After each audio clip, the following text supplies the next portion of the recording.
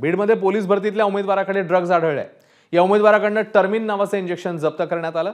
साधारणतः व्यायाम करताना कुठलाही थकवा येऊ नये यासाठी मिफेट्रामाइन हे घटक असलेलं टर्मिन नावाचे इंजेक्शन घेतलं जातं। हे इंजेक्शन तेच असावं असा अंदाज आता अधिकाऱ्यांनी वर्तवलाय। प्रयोगशाळेच्या अहवालानंतरच याबद्दलची अधिकृत माहिती मिळू शकणार आहे। या उमेदवाराला पोलिसांनी ताब्यात घेतलं असून त्याच्यावर गुन्हा दाखल करण्याची प्रक्रिया सुरू आहे।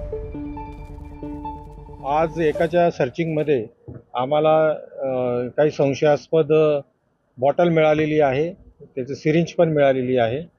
तर ती म्हणजे ते इव्हेंट म्हणजे प्रक्रिया सुरू होण्याच्या पूर्वीच आम्हाला ते मिळालेलं आहे आणि ते आम्ही ते जप्त केलेलं आहे।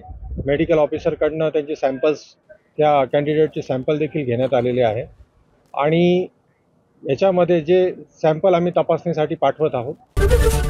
एबीपी माझा, उघडा डोळे बघा नीट।